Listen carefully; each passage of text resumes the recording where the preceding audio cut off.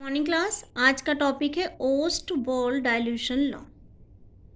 ओस्टवॉल्ड ने आर्हीनियस के कॉन्सेप्ट को यूज़ किया और दूसरा इन्होंने कौन सा कॉन्सेप्ट यूज़ किया था? Law of mass action.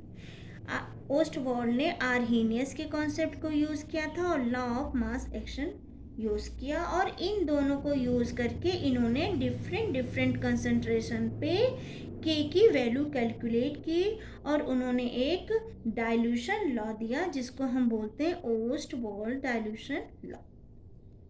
मान लो ए बी कोई इलेक्ट्रोलाइट है, ए प्लस और बी माइनस में डिसोसिएट हो रहा है। उसके बाद इसका एसोसिएशन होगा जिससे ये जो इलेक्ट्रोलाइट ए बी है ये जो आपका ए प्लस और बी माइनस है ये वापस से ए बी में कन्वर्ट हो जाता है।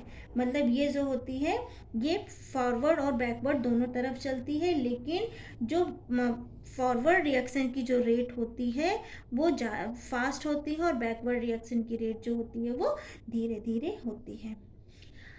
अब मान लो हमने इनिशियली ये जो ए बी इलेक्ट्रोलाइट है इसका कंसंट्रेशन सी लिया है और यहाँ पे इनिशियली पॉइंट पे ए प्लस और बी माइनस का कंसंट्रेशन कुछ भी नहीं था। ठीक है, इनिशियली इसका कंसंट्रेशन क्या था? 0 था, और यहाँ पे इसका कंसंट्रेशन सी था। ठीक है, और यहाँ पे ये जो ए प्लस और बी माइनस तब बनना भी नहीं शुरू हुए थे, इसीलिए इसका कंसंट्रेशन क्या था? 0 था।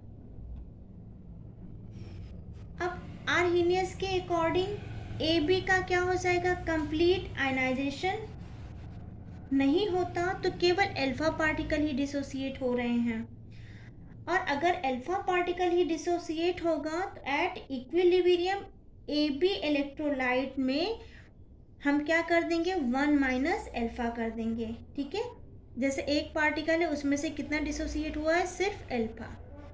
ठीक है, और बाकी बचे रह गए हैं, और इन दोनों के लिए ये दोनों में जो डिसोसिएशन होगा वो अल्फा होगा, लेकिन किस पे हो रहा है? सी कंसंट्रेशन पे हो रहा है, इसलिए हम यहाँ भी सी लगाएंगे, यहाँ भी सी लगाएंगे और यहाँ भी सी लगाएंगे। ओके, ठीक है। अब क्या होता है बेटा? अब according to law of mass action क्या होता है? Equilibrium constant K is equal to क्या हो जाएगा? Concentration of product upon concentration of reactant. तो ये है हमारा कंसंट्रेशन ऑफ प्रोडक्ट और ये है हमारा कंसंट्रेशन ऑफ रिएक्टेंट। तो हम क्या लिखेंगे? C alpha upon C 1 minus alpha, concentration of product reactant. ठीक है, तो के की वैल्यू क्या हो जाएगी? सी से सी कैंसिल हो जाएगा, यहाँ सी और यहाँ ये अल्फा स्क्वायर और यहाँ पे 1 माइनस अल्फा हो जाएगा। ठीक है, तो ये जो फॉर्मूला निकल के आया है, ये जो इक्वेशन निकल के आया है, इसी को हम बोलते हैं this is called Ostwald dilution equation.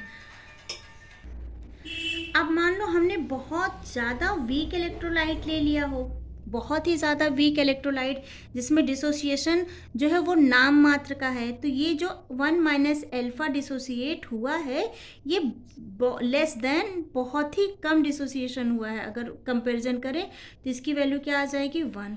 तो जब इसकी 1 माइनस अल्फा की वैल्यू 1 आ जाएगी, 1 के कम समझ लो इतना ही डिसोसिएशन हुआ है, तो के इज इक्वल टू क्या निकल के ये वैल्यू 1 हो जाएगी, तो के इज इक्वल टू क्या निकल के आएगा? C alpha square. या फिर डिग्री ऑफ डिसोसिएशन अगर हम निकालें अल्फा इज इक्वल टू तो क्या हो जाएगा? अंडर रूट के अपॉन सी। तो हम बोल सकते हैं the degree of dissociation of weak electrolyte is inversely proportional to the square root of concentration of electrolyte. या फिर हम इसको ऐसे लिख सकते हैं alpha proportional 1 upon under root C, या फिर alpha proportional under root V. ठीक, ऐसा हमने क्यों लिखा है? क्योंकि जो सी होता है वो इन्वर्सली प्रोपोर्शनल किसके होता है? वी के। मतलब यहाँ से हम ये कह सकते हैं कि जो ओस्टवॉल्ड लॉ है, ओस्टवॉल्ड लॉ कहता है कि जैसे जैसे डाइल्यूशन बढ़ता जाता है डिग्री ऑफ डिसोसिएशन इंक्रीज हो जाता है। किसके लिए? वीक इलेक्ट्रोलाइट के लिए। आई होप आपको समझ में आया होगा। Thank you.